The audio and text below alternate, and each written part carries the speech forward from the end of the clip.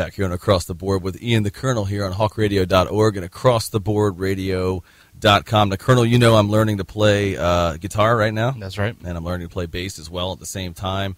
And I got turned on a few years ago to a great Delta blues guitarist, songwriter, singer named Tab Benoit. Love this guy, one of the most talented musicians out there right now. We happen to have him on the phone right now. Tab, welcome to the show. All right, thank y'all. Absolutely. Let's talk a little bit about your sound, first of all. You know, that Delta blues sound. You play that thin line Tele. What's your setup on the Tele? You know, what kind of pickups are you running right now? Well, it's pretty boring as far as information goes on that because it's all stock. I mean, it's a 1972 thin line. Okay. I mean, I have like 4 of them, and I just try not to change anything. I believe that those instruments age together.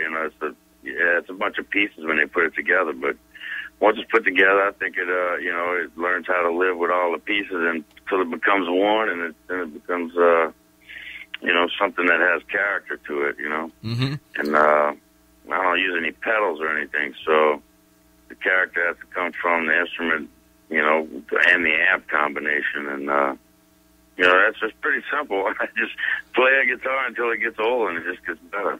It does. That's the thing. It gets character. And, one of the thin lines that I've seen you play in some videos is all just beat to hell. I mean, scratches all over it. But, again, that really enhances the character because the tone comes from everywhere, right? The tone comes from the pickups, from the wood, from the headstock and everything, right? Yeah, and mostly from you. So, Right. I think the major part of the tone comes from the person, but the little nuances come from the instrument. And the combination of the two, if you feel comfortable with the guitar and it's putting out the things that you're hearing in your head, you're going to have a better time, an easier time to get out what you're feeling, Mm-hmm. And that's the main goal, I think, of playing music is to put some feelings out there through sound and try to get other people to feel those things through your sounds and things that you're doing, musically. What do you think is the one thing that most musicians learning, such as E, he's picking up the guitar and learning that now. What do you think is the best piece of advice you could give to a guy like E who's just starting to get really situated very comfortable behind the guitar, I should say?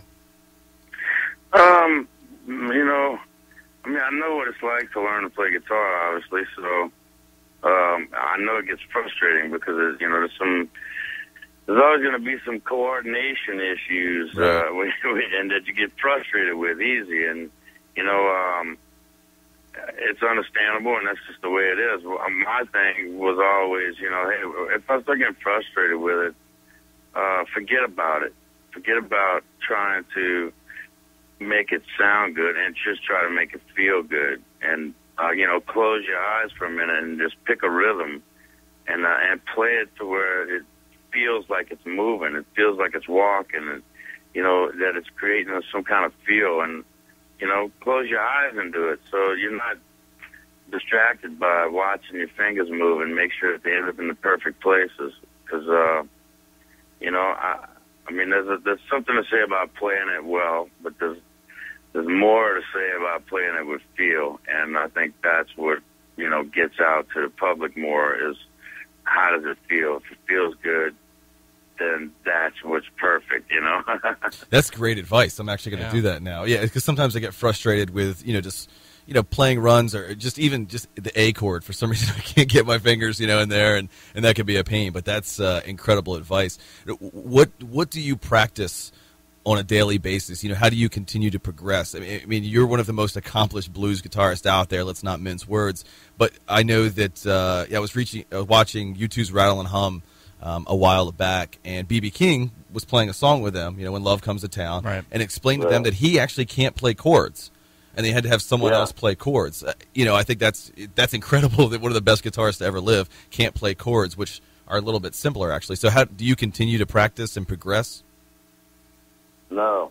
At least he's honest. I don't practice, put it that way. I mean, I don't know what practice means, because, I got into, like I said, closing my eyes and just playing, and which is not practicing. That's playing music, and that's making something move, and that's all I really ever really did. I mean, I play guitar because I want to and because I like to, not because I need to or I got to work on something. It's like when I feel like making music and making something move, making something feel different. I mean, that's the time to pick it up. It's not really about, how good am I on it.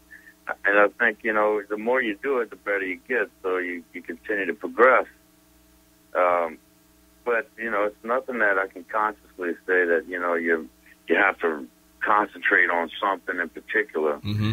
I think it's more about, it's an art form, so, it's your brush stroke, you're trying to paint a picture, and, sometimes sloppy is good, sometimes it gets across a point, and that you're trying to show somebody, and a feeling that you're feeling. I mean, John Lee Hooker is some of my favorite guitar playing, and, sure. It's so simple. And, I watched him play. He plays with two fingers, or I played with two fingers. And a lot of it was slurs and slides and stuff you could never write on a page, right. Or put into tablature. And, to me, there's nothing more powerful than that. That's the signature. That's your signature, If you're going to play music, put your signature on it. Don't try to be perfect, And I think that's what we've found over our years of listening to music and interviewing artists, that the artists that I don't want to say it comes easy to them, but you don't have to work at it. It's your passion. It's a gift that you found, and when you want to play, you play, and that comes across to the listeners, and that's why you have so many fans. And you've been, you're a prolific man. You've got a lot of albums out there. Medicine was incredible, and now you have Legacy, the best of Tab Benoit, which obviously features the song Medicine as well. This is a collection of years of work. Medicine is a song that holds up. I've heard you play it, on the CDs. I've seen bands cover it, blues bands cover it, and it just holds up. How do you write a song that sturdy? Is it just comes out of you? It's just what, like I said, a lot of it has to do with the same thing, that the way I'm playing it is the same way that I'm writing it, same way that I'm, all of it, same way I'm recording it. Mm-hmm. It's now, it's the moment, it's going on right now. Just try to capture it as it goes. And, I wrote that song with a friend of mine, Anders Osborne. We were sitting in my camp and goofing off.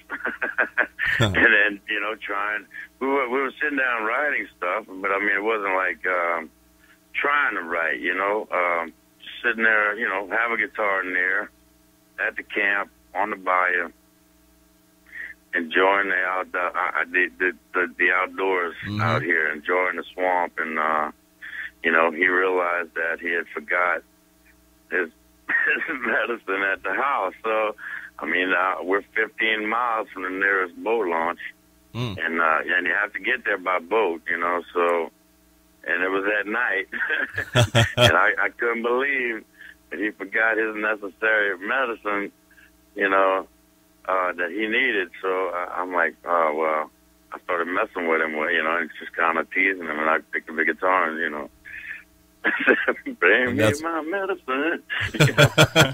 And we laughed for about an hour until I realized he was serious, and we had to go take a midnight boat ride to go ride to get his medicine. And those kinds of things, can be a song. It's just here's a picture of what we were doing at the time, and and put it together, and try to make it something that everybody can identify with, And my medicine to me, when I really started concentrating on writing, it was like your love. It can be your medicine, hey, right. You want your honey to, make it feel better. Bring me my medicine, and and that's how it started. But it actually started with joking, you know, and goofing off, you know. That's a great story, and yeah, medicine's anything that cures what ails you, I guess. And you talked about Louisiana and Baton Rouge, and you know, your homeland. Talk about how important that is to you, not only in your sound, but in Voice of the Wetlands, which is your conservationist society as well. Well, I mean, that's where I get all my inspiration, you know, and it's where I've done all my writing and, you know, growing up and learning how to play and figuring out how not just to play music, but like to make it feel like something. And you know, a lot of that inspiration comes from this. And I'm actually in the swamp right now on a houseboat, so Nice. So, I mean, you know, yeah, we swim in amongst the alligators. All right. But that's you know, that's where you get it. And this is internet radio, right? Yeah, absolutely. You're good. All right, good. So I can curse. Yes, all right, you can. Cool. But I mean, seriously, like, you know, you got me at a time. I got enough service to be able to talk to y'all. But actually, we're on a houseboat in the middle of the swamp right now with some friends and jamming and swimming and cooking and all of that. So yeah, it means a lot to me. That's the good life. That's why I work hard on preserving it, because I wish everybody could be here and see how beautiful this place is. How can people get involved in Voice of the Wetlands? Well, the Voice of the Wetlands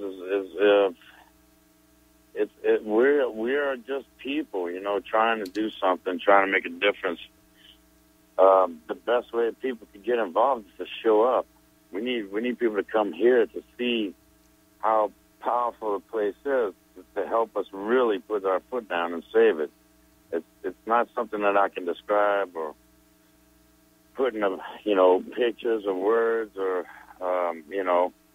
And it's not about money, you know. It's about look, man. You know, if something's important to you and something is beautiful and it deserves better treatment, then it's up to us to make sure that it gets better treatment and stop relying on government to do the right thing. I don't think it's not ever going to happen, and we're a great example of what happens when it goes the other way. So Let's look at it for what it is, jump in there and start fixing things. It's our place to fix it. So that's what this freedom and democracy is all about, and that's a powerful tool, and I want people to see that and feel that. And I think the best way is to get down here. A lot of things going on here that nobody knows about, you know. Damn right. Now, let's go back a few years. Let's go back to when you were a child. What made you decide to want to pick up the guitar, learn how to play it, and become the musician that you are? Well, because the drums were too loud. I hear that. I'm a drummer myself, so I know what you mean there. Yeah. I mean, I started on drums and really didn't want to play guitar. You know, it wasn't like something I thought that was cool. I thought it wasn't cool. Really? Yeah. Well, around here, you know, I mean, it just seemed like, I mean, were the guitar players. We're trying to get those guys out of the band, you know. And I didn't want to be like that, but you know, it got to a point where we needed guitar players, and you know, I could get more gigs if I play guitar. What eventually? I was always good friends with the rhythm section guys because I was one of them. So, you know, it made it easy for me to just jump into a band and start playing. So what eventually made it cool for you? Probably when I started singing more, you know, Mm-hmm. then it got to be, you know, it was easier to lead the band, you know, and write songs and then, you know, play those songs with the band. So it got easier to do original music and be able to lead everybody around. And I think that's another important part of playing guitar or any instrument is good rhythm is always going to get you in the game, you know, and get people to listen. So being a drummer first, I think, you know, really helped with being able to have good rhythm. And that's what people want. People would rather you come in their band being a good rhythm player than being a good lead player. You know, any day. You'll get a gig tomorrow if you're a good rhythm player. So, you know, that all of that, singing is really what showed me that it was a good thing to be a guitar player, Tab, if you knew you had maybe 10, 15 minutes somewhere around there left in your life, what is the last song that you would want to hear or perform, yours or anybody else's, but the last musical notes in your life? Yeah, I don't know. I didn't even want to think about those things. I couldn't really tell you because, what I like to listen to and what I like to play has to do with the moment, right, that's happening at the time, and I won't know what that feels like until I get to it. What kind of music do you listen to besides obviously blues? What else is out there in your eyes? Depends on the mood. I mean, we were listening to some country a while ago. Okay. Listen to some, there'll be some blues. There'll be some, there's a time for everything. I think it depends on the mood. Yeah. I mean, I'll go from Steely Dan to the Bee Gees. All right. Yeah. I mean, it just depends on the mood. Sometimes I want to hear that. Sometimes I want to hear Michael Jackson. Sometimes I want to hear Loretta Lynn. Right. Absolutely. I mean, so it just depends on, I guess, what I'm doing, what I'm feeling, and the surroundings.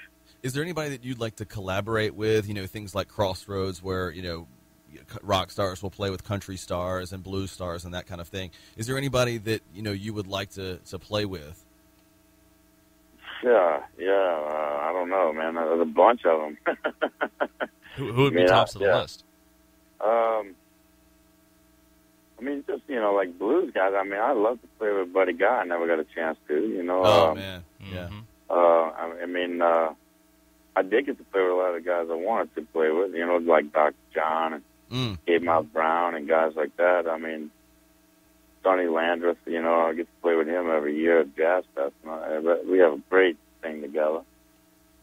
But it could be. It depends. I mean, I'd love to play with George Jones. I mean, he's still around and kicking, and